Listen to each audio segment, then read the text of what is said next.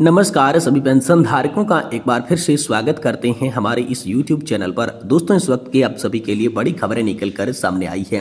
जी हाँ दोस्तों, पहली बड़ी खबर EPS 95 पेंशनर्स के लिए निकल कर सामने आ चुकी है।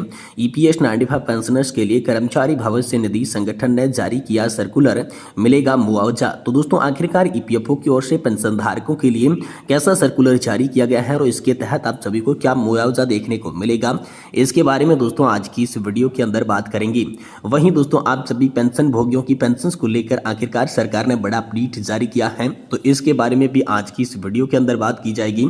साथ ही दोस्तों 18 माह की DA एरियर को लेकर सरकार का बड़ा फैसला आप सभी के लिए सामने आया है। इस दिन आपके खाते में होंगे क्रेडिट, खुशी से नाचने लगे करोड़ों कर्मचारी। तो दोस्तों कर्मचारियों को आखिरकार तोहफा क्या मिला है, 18 महीने के DA एरियर को लेकर क्या बड़ी खबर निकल कर आई, इसके बारे में भी दोस्तों आज की इस वीडियो के अंदर बात करेंगे।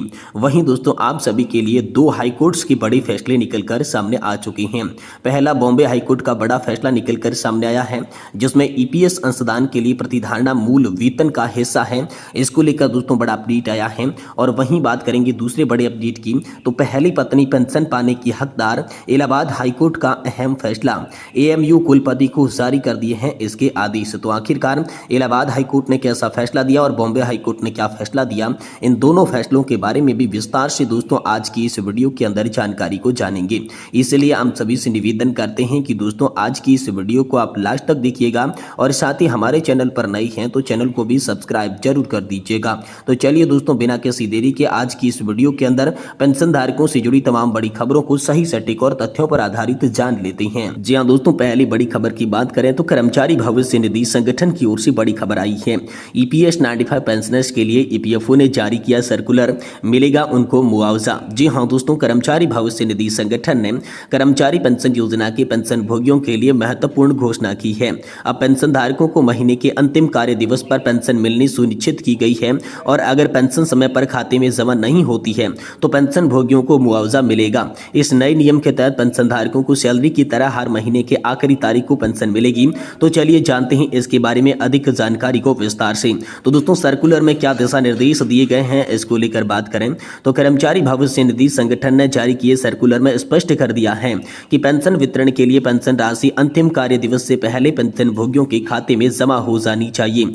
जी हां दोस्तों, RBI के निर्देशों के अनुरूप सभी क्षेत्रीय कार्यालयों को निर्देश दिए गए हैं कि वे पेंशन डिस्बैर्सिंग बैंकों को आवश्यक दिशा निर्देश भेजें ताकि पेंशन का भुगतान समय पर दोस्तों हो सके। तो दोस्तों पेंशन में देरी पर आम सभी को मिलेगा मुआवजा। जी हाँ दोस्तों, नए नियम के अनुसार अगर पेंशन में देरी होती है तो पेंशन डिस्बैर्सिंग बैंक को पेंशन भोगियों को सालाना 8% ब्याज के साथ बकाया राशि का मुआवजा देना होगा। यह मुआवजा स्वचालित रूप से लाभार्थी के बैंक खाते में जमा किया जाएगा। वहीं दोस्तों EPFO का सख्त आदेश आप सभी के लिए जारी हो चुका है। कर्मचारी भविष्य निधि संगठन ने इस सर्कुलर पर जोर दे दिया है कि इस आदेश का सख्ती से पालन होना चाहिए। सभी कार्यालयों और बैंकों को निर्देश जारी कर दिए गए हैं कि वे अपने अधिकार क्षेत्र के आने वाले बैंकों को इस दिशा निर्देश का पालन सुनिश्चित करावें। वहीं दोस्तों आप सभी के लिए बता दें कि पेंशन पात्रता और चेक करने के तरीके को लेकर बड़ी अपडेट आई है। आप सभी को बता दें कि 10 साल की नौकरी पूरी करने वाले कर्मचारी 58 वर्ष की उम्र के बाद कर्मचारी पेंशन योजना के पात्र होंगे। EPF और EPS 95 में योगदान देने वाले कर्मचारी इस योजना का लाभ उठा सकते हैं। कर्मचारी भविष्य निधि संगठन में अकाउंट रखने वाले कर्मचारी अपने PF खाते की बैलेंस की जांच SMS या फिर मिस कॉल के जरिए कर सकते हैं। इसके लिए दोस्तों EPFO OHO UAN और LAN टाइप करके और साथ ही साथ 7738299899 पर भेजना होगा या फिर 01122901406 पर आप मिस कॉल दे सकते हैं। इस नए नियम के लागू होने से कर्मचारी पेंशन योजना के तहत पेंशन भोगियों को समय पर पेंशन प्राप्त करने में सहूलियत मिलेगी और देरी की स्थिति में दोस्तों उन्हें भी मुआवजा मिलने वाला है। तो ये बड़ी खबर आप सभी के लिए निकलकर सामने आ चुकी है। वहीं दोस्तों आप सभी के लिए अगली बड़ी खबर की बात करें तो पेंशन भोगियों पर दोस्तों हाल फिलहाल में बड़ा अपडेट आया है। जी हाँ दोस्तों, हायर पेंशन के दायरे में आ चुके रिटायर्ड कर्मचारियों से जुड़ी खुशखबरी सामने आ रही है। हायर पेंशन के मामले में प्रदेश की धीमी गति से काम हो रहा है, ऐसा ऐसा इसीलिए हो रहा है क्योंकि प्रदेश में लगभग 2 लाख से अधिक कर्मचारी हायर पेंशन के दायरे में आ रही हैं, लेकिन अब तक कुछ ही हजार कर्मचारियों के आवेदन स्वीकार किए गए हैं। हालांकि कर्मचारी भविष्य निधि संगठन यानी कि ईपीएफओ की तरफ से डिमांड नोट जारी किए जा रही हैं। सुप्रीम कोर्ट के 4 नवंबर 2022 के निर्णय के प्रक्षेपण में ईपीएफओ नई दिल्ली द्वारा जारी आदेश के तहत देश भर में हायर पेंशन की कार्यवाही चल रही है। 1 सितंबर 2014 के बाद जो कर्मचारी 58 साल के हो गए हैं वे हायर पेंशन के दायरे में आती हैं। आवेदन की अवधि 31 मई 2023 थी। इस अवधि को बीते हुए करीब 1.5 वर्ष हो गया है, लेकिन प्रदेश में अभी भी किसी भी पेंशनधारी को इसका लाभ नहीं मिला है। हायर पेंशन के प्रकरणों में निपटारण की गति अत्यंत धीमी है। कर्मचारी संगठनों का कहना है कि मध्य प्रदेश में जबलपुर, इंदौर, भोपाल, सागर आदि क्षेत्रीय कार्यालयों में अगस्त सितंबर से लोग हायर पेंशन का पैसा भी जमा कर दिया है, परंतु किसी भी कर्मचारी या फिर पेंशन भोगी को हायर पेंशन नहीं दी जा रही है।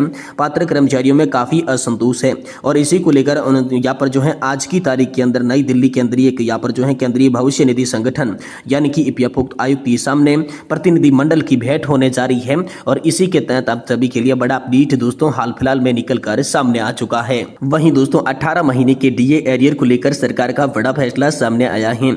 इस दिन होगा खाते में क्रेडिट, खुशी से नाचने लगे करोड़ों कर्मचारी। जी हाँ दोस्तों, आप सभी के लिए बड़ी खबर आ रही है। काफी दिनों से 18 माह के डीए एरियर को लेकर चर्चाओं का बाजार गर्म है, लेकिन कोई भी स्पष्टता से जवाब नहीं दे पा रहा है। यदि आप भी डीए एरियर का बेसब्री से इंतजार कर रहे हैं तो ये खबर आपके काम की हो सकती है, क्योंकि सरकार ने डीए को लेकर सकारात्मक खबर दे दी है। सरकार का कहना है कि कोविड-19 महामारी के दौरान रोके गए 18 महीने के डीए और डीआर के बकाये को जारी करने की संभावना जताई जा सकती है। हालांकि अभी तक आधिकारिक तौर पर सरकार ने घोषणा नहीं की है। सूत्रों का दावा है कि पहले से बजट में सरकार ने डीए को लेकर हाथ खड़े कर दिए थे, लेकिन बताया जा रहा है कि इस साल के अंत तक डीए की सौगात कर्मचारियों को दे दी जाएगी। सुनने में यह भी आ रहा है कि एरियर सरकार 3 किस्तों में पात्र कर्मचारियों के खाते में डालेगी। कोविड महामारी के कारण पैदा हुई आर्थिक परेशानी के कारण सरकार ने यहाँ पर वित्तीय दबाव को कम करने के लिए जनवरी 2020 से जुलाई 2021 और जनवरी 2021 तक की 3 किस्तों को रोक कर रखा था। इसीलिए फिलहाल सरकार की तरफ से इन एरियर्स को जारी करने की योजना नहीं है और केंद्रीय कर्मचारियों को आगे डीए बढ़ोतरी का इंतजार करना होगा। हाँ, विभागीय सूत्र जरूर बता रहे हैं कि दिसंबर में दोस्तों 18 महीने के डीए और डीआर का जारी कर दिया जाएगा, क्योंकि कैबिनेट बैठक में इस पर चर्चा होने की सकारात्मक यहाँ पर आप सभी के लिए पहल नजर आ रही है। वही दोस्तों हाल ही में केंद्र सरकार ने केंद्रीय कर्मचारियों के डीए में 3% का इजाफा कर दिया है। यही नहीं, डीए को जुलाई से देने को कहा गया है और कुछ कर्मचारियों के खाते में तो यहाँ पर दीपावली से पहले भी एरियर के रूप में 3 माह डाल दिया गया था, लेकिन अभी लाखों की संख्या में ऐसे कर्मचारी भी हैं जिनके खाते में इस माह का डीए एरियर आएगा। रिपोर्ट के मुताबिक कैबिनेट की बैठक के अंदर दोस्तों इस एजेंडे को शामिल किया जा सकता था, जिस पर अमल होना शुरू हो गया है। 7वें वेतन आयोग के तहत ये डीए बढ़ोतरी साल में 2 बार की जाती है। इस बार बढ़ोतरी से लाखों केंद्रीय कर्मचारी और पेंशनर्स को यहाँ पर बड़ा फायदा होने की उम्मीद जताई जा रही है। वही दोस्तों आप सभी के लिए बॉम्बे हाईकोर्ट का बड़ा फैसला निकलकर सामने आया है। ईपीएस संशोधन के लिए प्रतिधारणा मूल वेतन का हिस्सा यहाँ पर बताया जा रहा है। जी हाँ दोस्तों, बॉम्बे हाईकोर्ट की नागपुर पीठ जिसमें जस्टिस अनिल एम पालकर शामिल थे, उन्होंने कहा कि मौसमी श्रमिकों को दिए जाने वाली प्रतिधारणा भत्ते को ईपीएस अधिनियम 1952 के तहत पीएफ अंशदान के लिए मूल वेतन में शामिल किया जाना चाहिए। न्यायालय ने महाराष्ट्र राज्य सहकारी कपास उत्पादक विपणन संघ लिमिटेड की याचिका को खारिज कर दिया, जिसमें 1991-92 से 2008 तक भुगतान किए गए प्रतिधारणा भत्ते पर भविष्य निधि अंशदान मांगों को चुनौती दी गई थी। न्यायालय ने माना कि प्रतिधारणा भत्ता एक सतत नियोक्ता कर्मचारी संबंध को दर्शाता है और ईपीएस अधिनियम में मूल वेतन की परिभाषा के अंतर्गत आता है, जिससे ये भविष्य निधि अंशदान के अधीन हो जाता है। कोर्ट ने निर्णय संघ के इस तर्क को खारिज कर दिया। यह ईपीएस अधिनियम के तहत एक उद्योग नहीं है। इससे नोटों के लिए यहाँ पर जो मुद्दा निचले अधिकारियों के समक्ष नहीं उठाया गया था, तो इसीलिए अब आदेश को अमान्य कराने के लिए इसका उपयोग नहीं किया जा सकता है। इसके अलावा ईपीएफ अधिनियम की अनुसूची में कपास प्रसंस्करण गतिविधियां सहित वस्त्र निर्माण में लगे उद्योगों को सूचीबद्ध किया गया है। संघ के संचालन जिसमें वस्त्र उपभोग के लिए कपास खरीदी और प्रसंस्करण शामिल है, स्पष्ट रूप से इस दायरे में यहाँ पर आती हैं और ईपीएस अधिनियम के तहत मूल वेतन की परिभाषा का विश्लेषण करते हुए न्यायालय ने पाया कि इसे घर में किराए और ओवरटाइम जैसे निर्दिष्ट भत्तों को छोड़कर ड्यूटी के दौरान सभी प्रतिलब्ध शामिल होंगे।